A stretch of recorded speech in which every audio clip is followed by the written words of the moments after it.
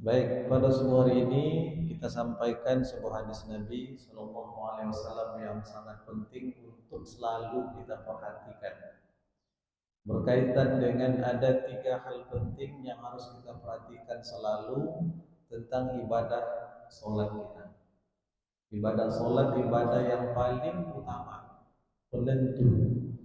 Kalau dia baik, maka yang lain jadi baik, bisa diterima. Kalau dia tak baik, maka yang lain akan bermasalah. Sering kita dengar hadis Nabi Sallallahu Alaihi Wasallam. Ini kita belum masuk kepada hadis inti. Sering kita dengar hadis Nabi, awwalu ma yuhasabu bihil abdu yaumal qiyamah salatuhu. Perkara yang pertama sekali dihisab pada hari kiamat itu adalah salat. Fa in akmalaha kutibat lahu nafilah. Kalau seseorang itu melaksanakan sholatnya dengan sempurna, khususnya sholat wajib, maka akan dituliskan baginya pahala yang sempurna.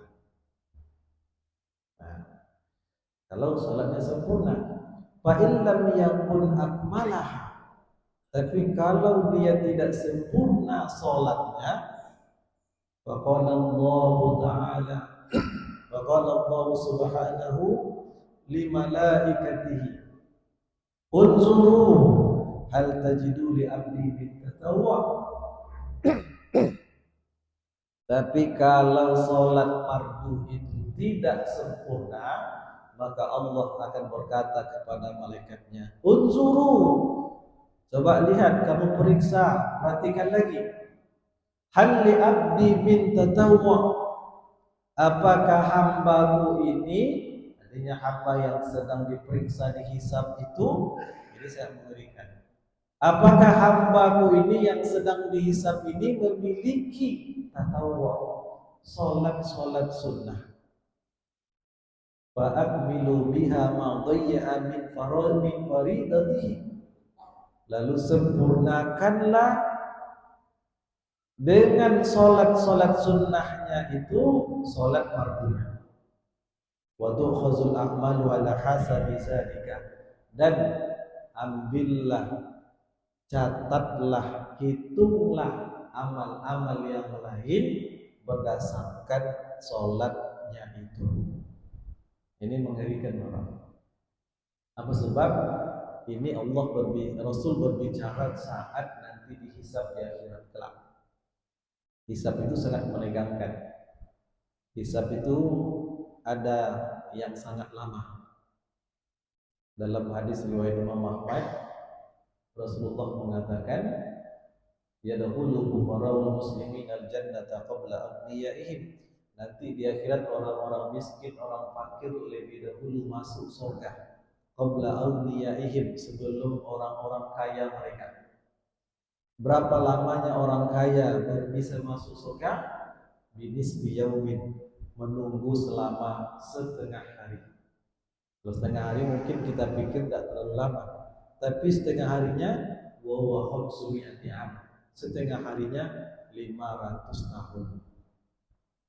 Itu menunggu Pak saat hisab. Apa sebab? Karena orang kaya banyak harta yang perlu dan mesti diaudit oleh Allah. Itu hisab. Orang miskin cepat masuk surga. Makanya sahabat dulu seperti Abdurrahman bin Auf itu dia berusaha jadi miskin tapi gagal. Itu Abdurrahman bin Auf. Sering kita dengar kisahnya. Nah, panjang lagi ada hadis kalau biasa tetap. Jadi hisab itu sangat menegangkan. Agaklah kita diperiksa. Semua diperiksa. Semua nikmat yang pernah Allah berikan Allah tanya lagi. Itu diperiksa. Dan yang paling berat pemeriksaan itu tentang waktu hidup. Waktu-waktu kita jalani dia akan ditanya. Sehingga sebagian salaf mengatakan, wa qala ba'du salaf, sebagian salaf mengatakan, yu'radu 'ala ibni Adam, akan dihadapkan kepada setiap anak Adam itu kelak sa'atu umrihi, jam-jam, waktu-waktu umurnya selama di dunia ditayangkan lagi. dulu pada tanggal 27, ya kan? 27 Juni 2026 pukul sekian apa yang Anda lakukan akan dinampakkan semua waktu nanti. Fa kullu sa'atin lam yazkurillaha fiha tataqatta'u nafsuhu 'alaiha hasawatu. Maka setiap waktu yang waktu itu kosong tidak berisi zikir, maka akan tercabik-cabik jiwanya karena merasa rugi. Itu nanti pada masa hisab. Jadi sangat menegangkan. Nah, yang pertama di sholat wajibnya. Lalu kata Allah, kalau sholat fardunya sempurna, catat baginya pahala yang sempurna. Tapi fa'in lam yakun akmalah, kalau sholat fardunya tidak sempurna, maka Allah pun masih berusaha. Allah mengatakan kepada malaikat, coba kalian periksa, ada tak sholat sunatnya? Kalau ada, fahmilu biha ma dhayya min faradatihi. Kalau ada, jadikan sholat sunat itu untuk melengkap sholat wajibnya supaya sempurna. Tapi kalau tak ada, berarti coba hitung amal-amal yang lain berdasarkan keadaan sholat apa adanya. Bayangkan betapa ruginya dan menyesalnya saat itu, karena ibadah sholat tidak sempurna. Oleh karena itu, sholat perhatikan dari segala aspeknya, sempurnakan. Mulai dari waktu ke masjid, dengan di rumah bagi laki-laki. Bahkan bagi ibu-ibu pun, mana lebih penting sholat di rumah atau di masjid? Ibu-ibu, kan sering pula akhir-akhir ini kita mendengar kalau ibu-ibu itu sholatnya lebih baik di rumah, ya kan? Bahkan di dalam rumahnya yang paling terdalam itu ada hadisnya. Tapi hadis tentang perempuan sholat ke masjid tidak hanya satu, paling tiga ada 3 porsi. Yang pertama itu bahwa sebaik-baik sholatnya perempuan itu di rumahnya, bahkan di ruangan rumahnya. Tapi tidak cukup satu hadis ini. Lalu ada hadis lain mengatakan la tamna'u ima Allah ilal masajid, jangan kalian cegah perempuan-perempuan kalian untuk pergi ke masjid. Kalau begitu, baik pergi ke masjid. Lalu ada hadis lain lagi, salatul jamaah tabdulu min salatil fazzi bi sab'in wa ishrina darajah. Salat berjamaah lebih baik daripada salat sendirian 27 kali derajat.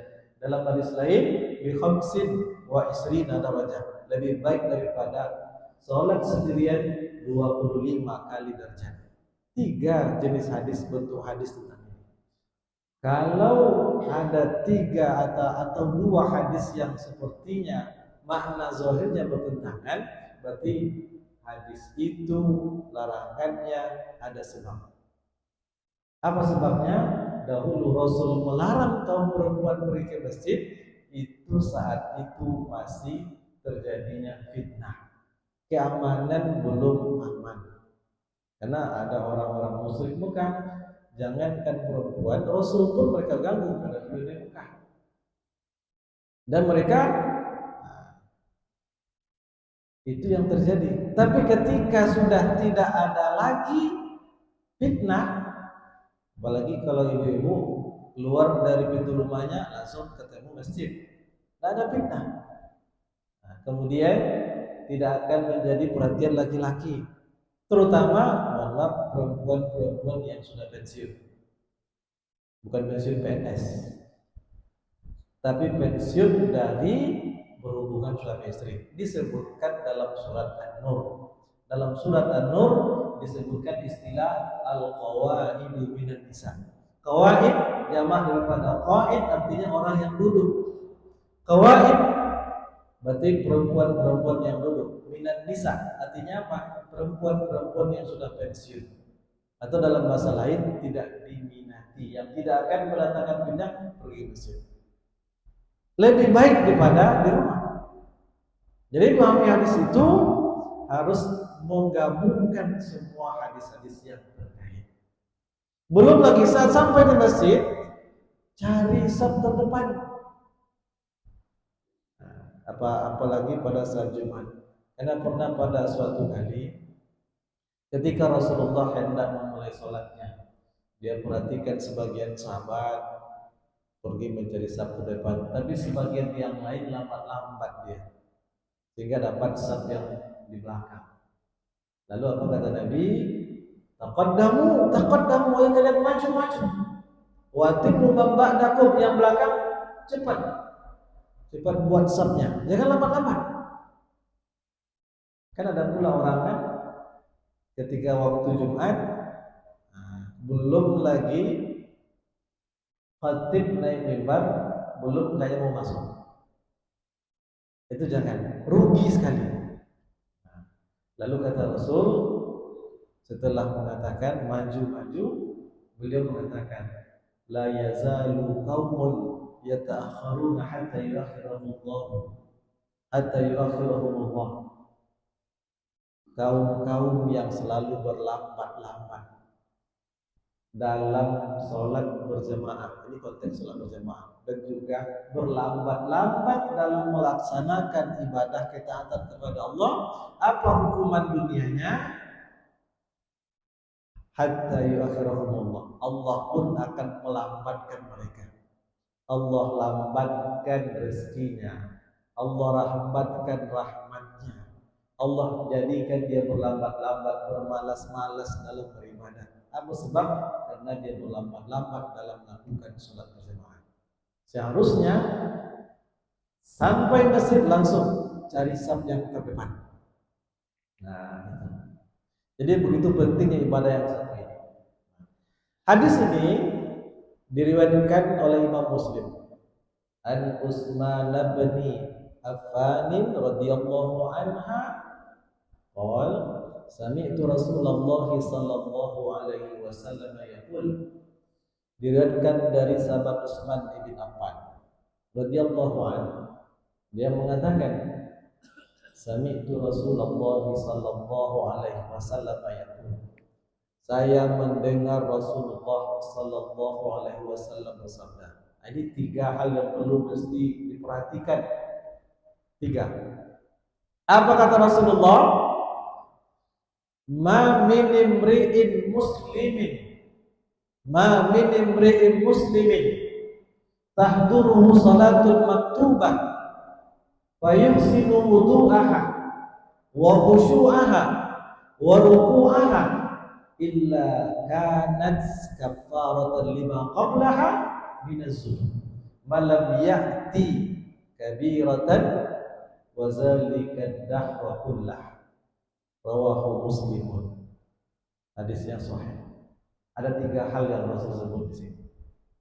Ma min imri'in muslim, tak ada seseorang muslim manapun, besar, kecil, anak-anak, dewasa, tua, yang namanya muslim masih balik, tahduruhu salatul maktubah, datang kepadanya salat fardu. Artinya saat masuk waktu salat 5 waktu, lalu 3 yang dilakukan. Yang pertama, fayuhsinu wudu'aha, dia perbaiki wudu'nya, sempurnakan wudu'nya. Yang kedua, wa khusyu'aha, dia berusaha semaksimal mungkin khusyuk untuk sholat itu.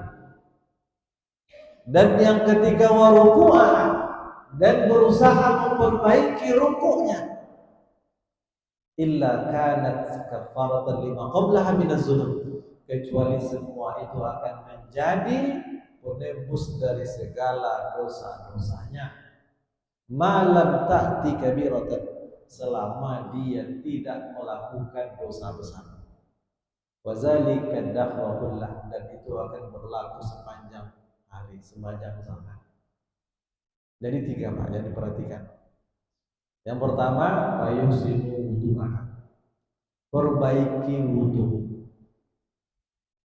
Usahakan wudhu itu bukan hanya mengerjakan fardunya saja, tapi sempurnakan wudhu dengan berusaha melaksanakan semua sunnah-sunnah yang diajarkan oleh Rasul.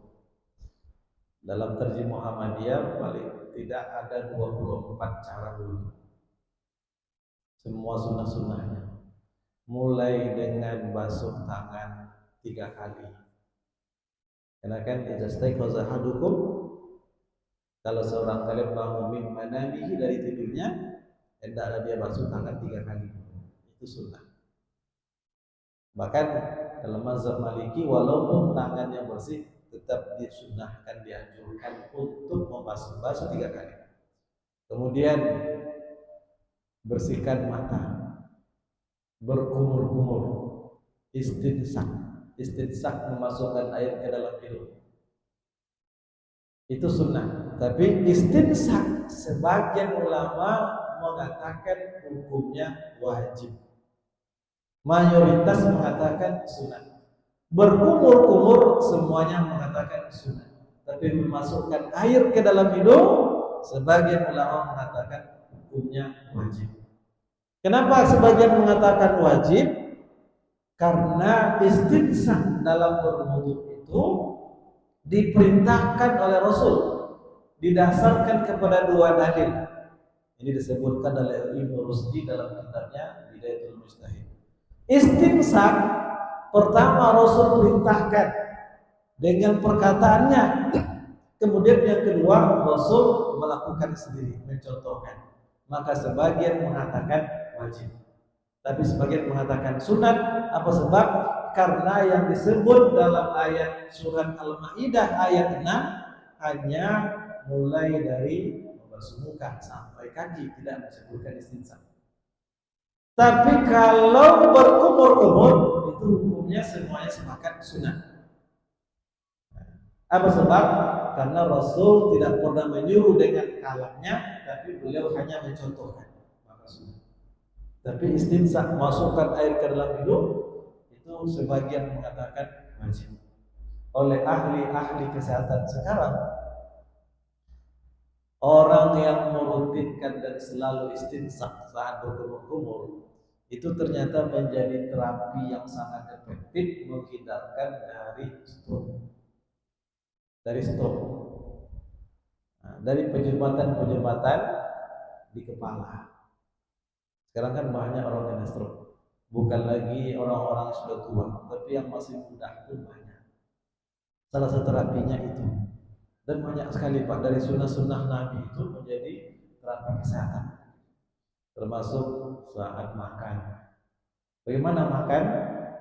Nah, ingat baik-baik, Rasul pernah mengatakan, ana la akilu wa ana muttaqiun. La akilu wa ana muttaqiun. Saya tak makan kalau sedang bersandar. Ternyata diteliti itu luar biasa. Jadi kalau makan jangan bersandar. Kalau dulu ulama menangkap kenapa Nabi tak mau makan bersandar? Karena makan bersandar itu gaya makannya raja-raja jahiliyah dulu.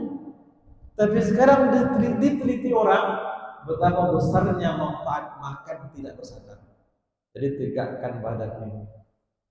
Cuman makannya Nabi itu di lantai, tidak di meja makan. Nabi tak punya meja makan. Kita yang punya meja makan. Nabi tak pernah makan kenyang. Baik, ini nanti terlalu jauh. Perbaiki wudhu. Setiap tetes air wudhu yang mengalir itu akan menggugurkan dosa-dosa kita. Air wudhu yang kita basuhkan ke muka kita menggugurkan semua dosa-dosa yang ada di muka. Dosa mata, dosa telinga, dosa mulut. Banyak sekali manfaatnya. Dan jadikanlah kita, anggota tubuh kita ini dalam hadis menjadi gharran muhajjalin. Pada dengan istilah gharran muhajjalin itu gharran wajah yang bercahaya. Muhajjalin kaki tangan yang bercahaya. Itu sangat dibutuhkan nanti di akhirat. terutama ketika tidak ada cahaya saat itu. Setelah nanti dihisab di mizan, nanti yang dihisab itu hanya orang beriman dan orang munafik saja. Orang kafir tak dihisab. Orang kafir tak dihisab, dia masuk neraka tanpa hisab. Apa yang dihisab? Yang dihisab orang mukmin, orang munafik dihisab. Orang mukmin setelah dihisab, dia akan mendapatkan cahaya terang. Begitu cepat dia menuju Shiratal Mustaqim. Orang munafik setelah dihisab, dia merasa kegelapan. Dia tak tahu jalan. Orang mukmin berkejar-kejaran menuju Shiratal Mustaqim, yang seberangnya ada surga. Apa sebab? Karena mereka punya cahaya yang terang. Dan cahaya yang terang itu diperoleh salah satunya dengan cara berwudu, sempurnakan wudu. Maka kata ulama, kalau kalian mampu untuk menambah, menguatkan cahaya terang kalian di akhirat, maka lebihkanlah dalam membasuh wudu. Ini juga pendapat dari Abu Hurairah radhiyallahu anhu. Yang pertama wudu, perbaiki wudu dan perhatikan betul, sempurnakan, usahakan menyempurnakan, dan jagalah wudu itu. Terutama jangan sampai tidak berwudu saat menjelang tidur. Karena tidur itu kita tidak lagi sadar apa yang akan terjadi, maka malaikat yang akan menjaga kita. Dan saat kita tidur, yaqidu syaitanu ala ra'si qafiyati ahadikum. Syaitan itu mengikat 3 ikatan ala qafiyati ra'si. Ini kopiah bagian belakang. Ini hadis riwayat Imam Bukhari. Setan ketika kita sedang tidur, dia mengikat 3 ikatan di bagian tengkuk sini di belakang. Ada bagian tulang belakang ini, situ diikat oleh setan. Sebanyak 3 ikatan. Dan dia akan lepas dengan 3 cara.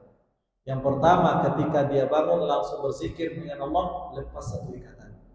Yang kedua, dia lanjutkan berwudu, lepas ikatan kedua. Yang ketiga, dia lakukan sholat, lepas ikatan yang ketiga. Itu hadis riwayat Imam Al-Bukhari. Begitu pentingnya wudu. Baik, itu yang pertama. Yang kedua, wa khusyu'ah, jaga kekhusyuannya. Khusyuk itu artinya secara bahasa wudu. Wudu maknanya tunduk.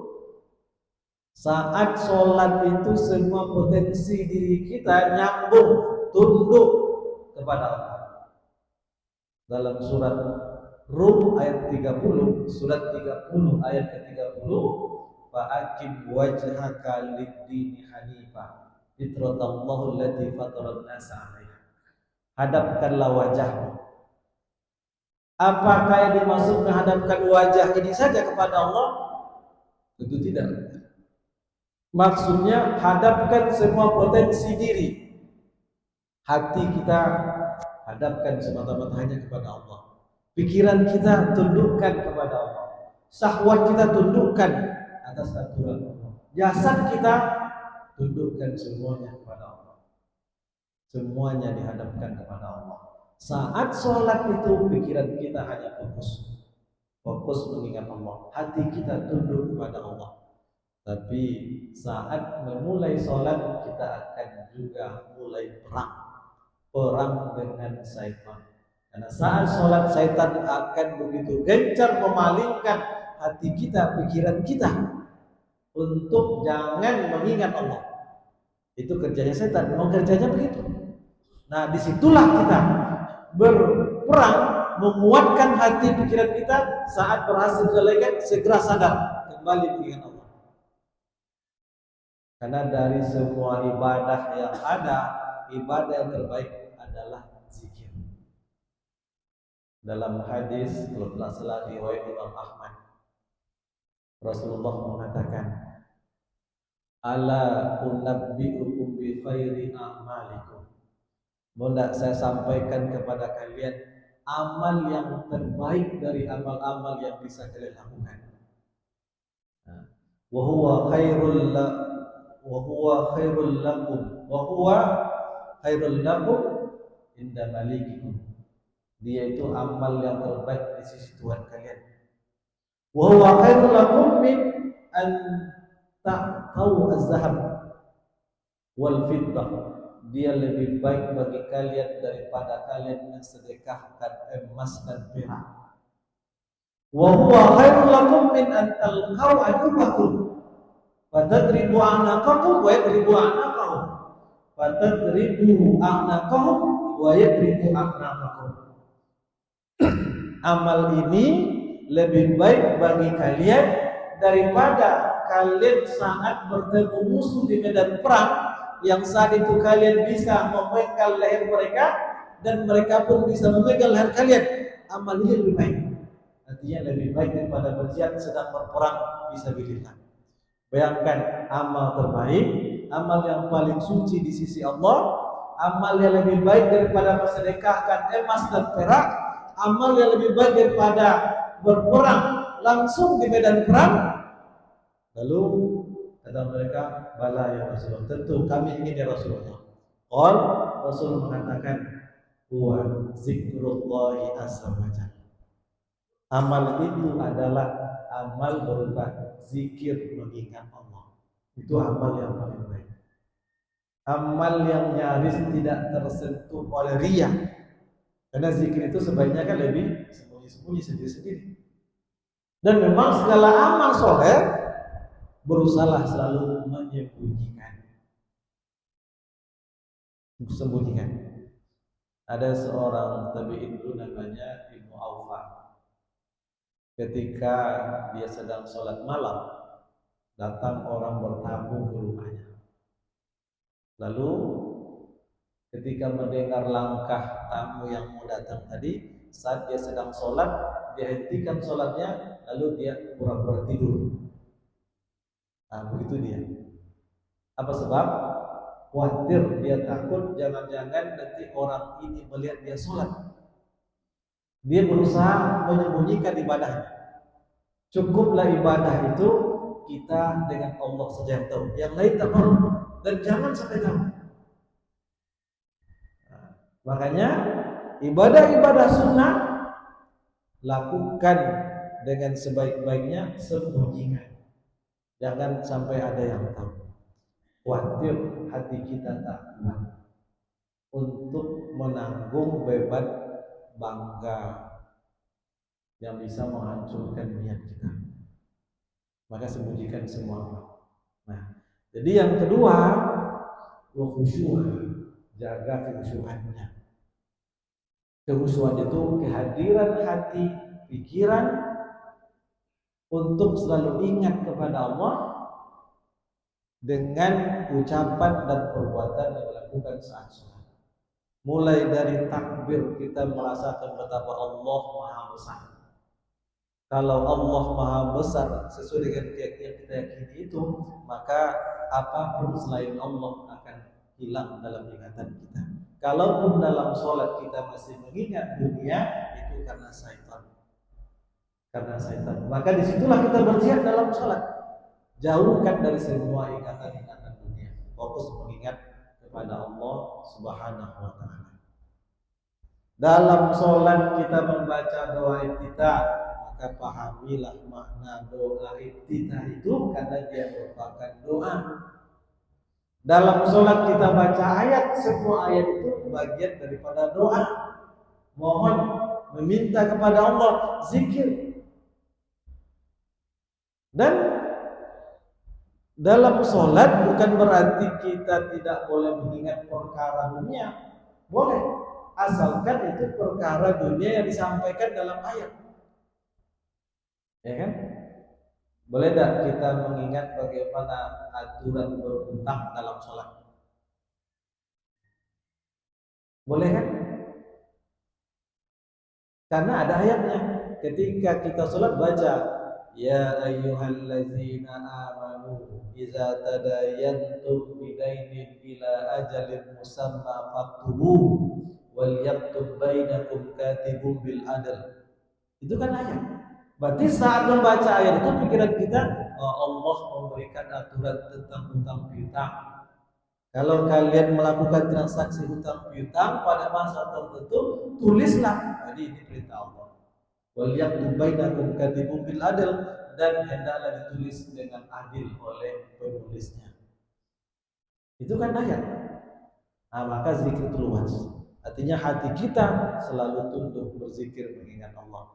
Dan kata Aisyah, karena Rasulullah SAW yazkuru fi kulli ahyanihi.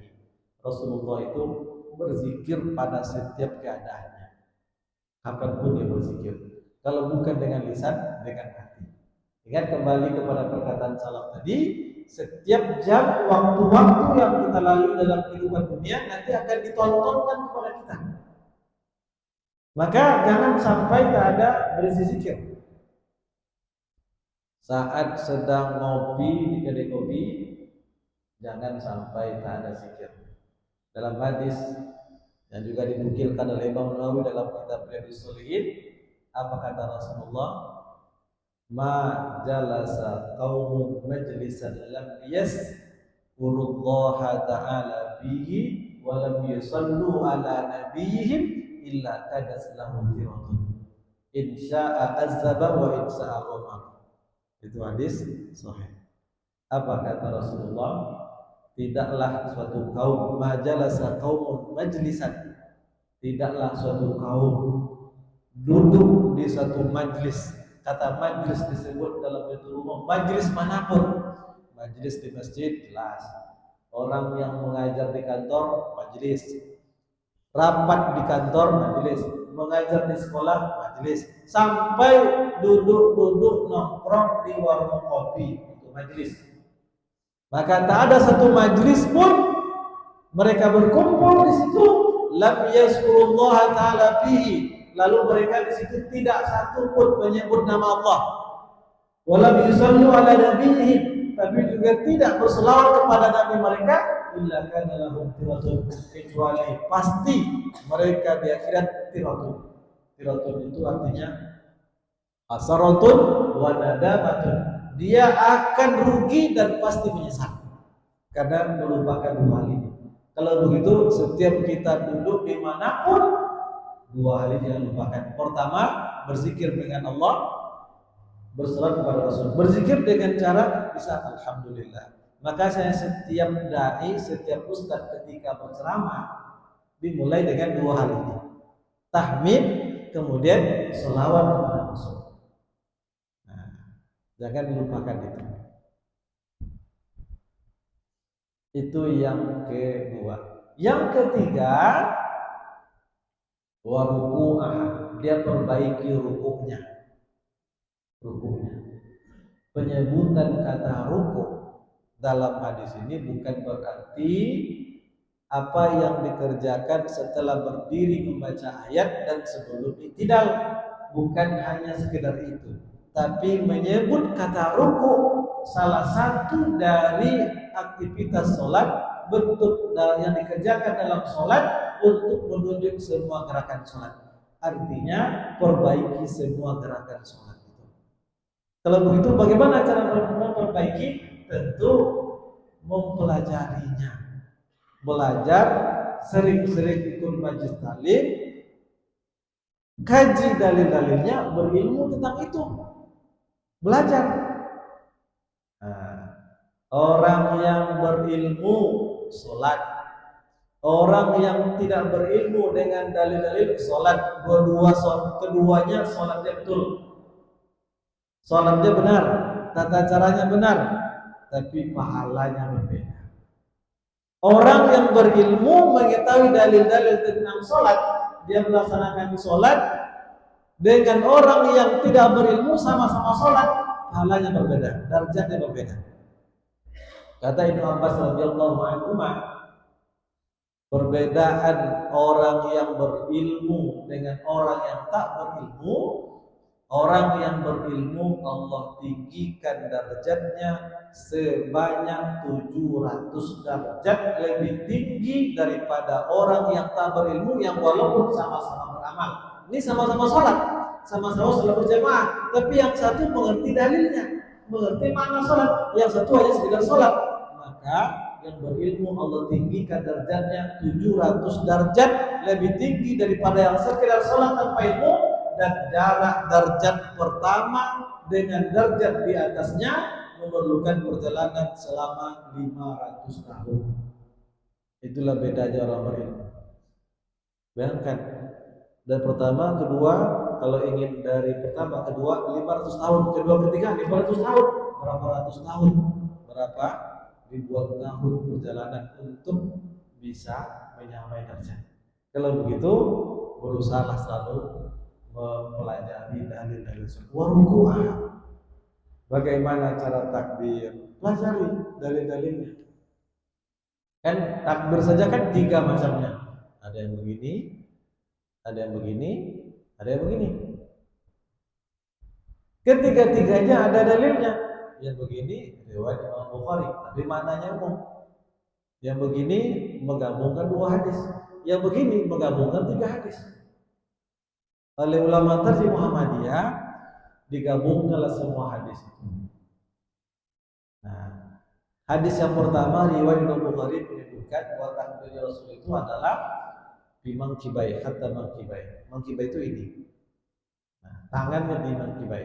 Hadis yang kedua di sini. Hadis yang ketiga disejajar dengan telinga.